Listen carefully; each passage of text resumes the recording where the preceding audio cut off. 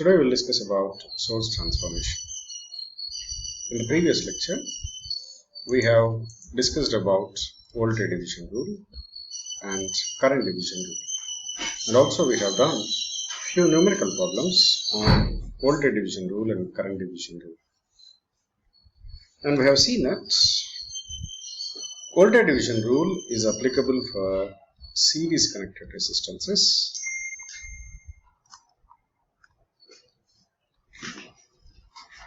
and the ratio of voltages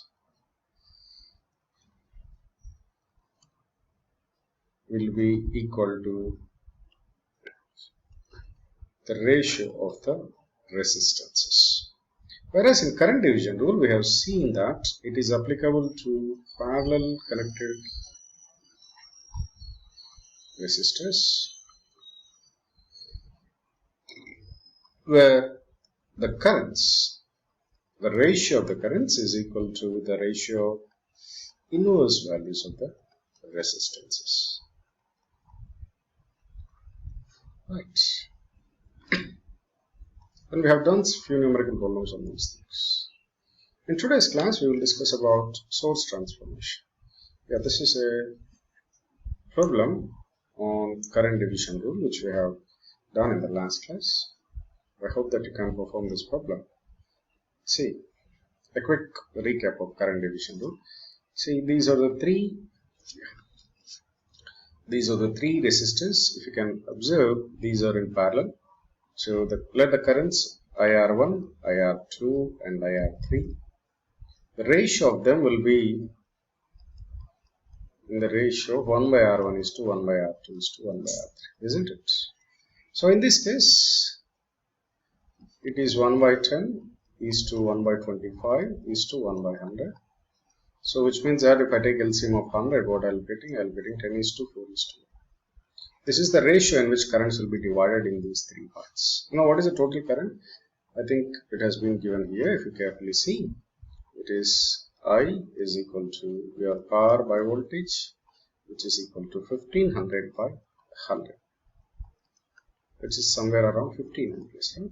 So 15 amperes is to be divided in the ratio of 10 is to 4 is to 1. So if I want IR1, so the ratio is 10 is to 4 is to 1, and the total current is 15 amperes. So if I want IR1, its share is 10. My total number of shares are 10 plus 4 plus 1. It is 15 into 15. So it is 10 amperes. For second one, the share is 4. 4 by total number of shares is 15 into 15. It is 4 amperes. The third one, it is 1 by 15 into 15. It is 1 ampere. This is the way how we solve these problems. Now, in today's class, we will see source transformation technique. I hope that by the end of this lecture, you will be able to apply source transformation technique for simplifying the networks. And I will start with the basic introduction, and then we will see what are the practical voltage and current sources and how they will be represented. And then I'll teach you the source transformation principle, and then we'll move on to the numerical problems. As already said, in electrical engineering or in electrical and electronic circuits, we do have two types of sources. One is voltage source and current source. Practically, there are no current sources. It is just a voltage source which is having a large value of inductance in series with it. So, but theoretically, we speak about two sources. One is a voltage source, the other one is a current source. If you take an ideal voltage source or a current source, they should not have any internal resistance. The representation is very simple. A voltage source will be represented in this fashion. I am considering only DC things. So this is a DC representation of an ideal source. And whereas this is the representation of a DC ideal current source. So in ideal case, they don't be having any internal resistance. But in practice, when you pick up any circuit or when you purchase any voltage source or a current source in market, then they'll be having some sort of internal resistance, which you need to consider whenever you are doing some sort of projects or circuits. Most of your UG level problems will not be looking into those resistances. But in practice, any voltage source or current source, it will be having some equivalent resistance with it. And that resistance, we call it as RS, which we call it as a source resistance. And these sources are called as practical sources. So a practical voltage source is one which is represented by a voltage source of its magnitude and a series resistance. Whereas a practical current source is represented in this format, just like here a DC current source and a resistance, a large resistance in parallel with it. This is the ideal representation of a practical voltage source and current source.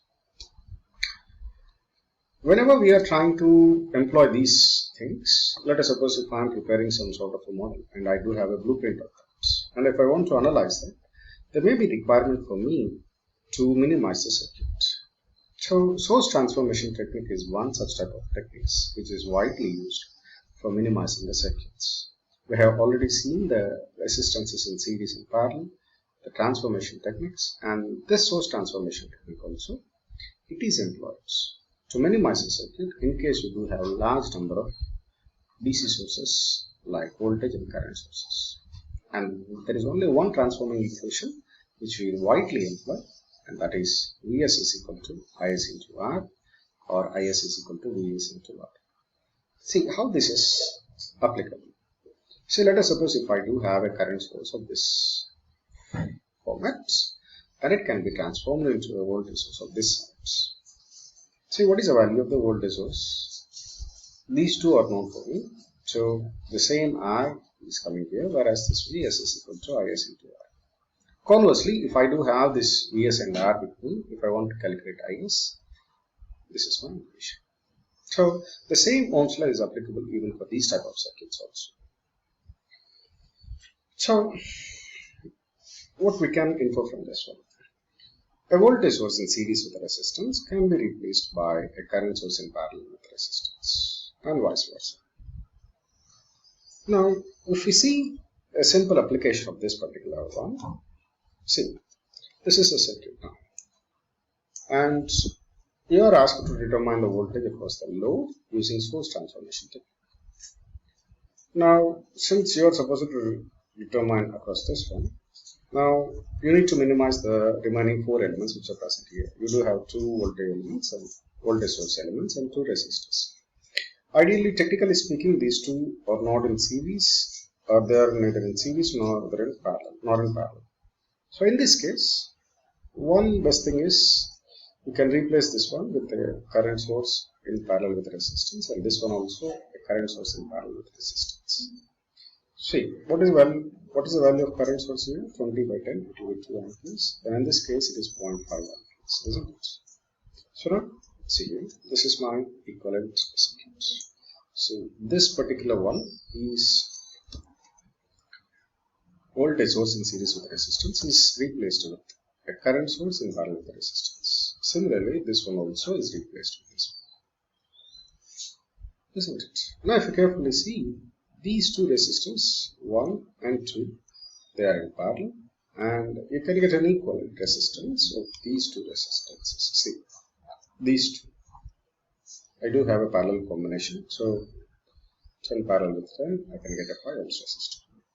And these two sources, they are aiding each other. These two are current sources moving into the same points, 2 amperes and 0.5 amperes. So I'll be getting a 2.5 ampere circuit here.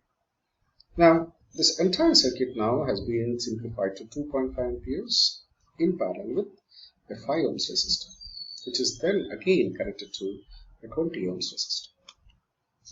Now, this is my simplified circuit. Now, if I want to determine the voltage drop across this one, V is equal to I into R. So, what is the current which is flowing in this circuit? I can apply the current division rule here. These two are parallel, right? So this is I1, this is I2. So I1 is to I2, you know that, including the ratio of their inverse value of the resistances, 1 by 5 is to 1 by 20. These are the resistances. So which is nothing but here 1 is to 4. Isn't it? sorry, this is 4:1, right? 4:1.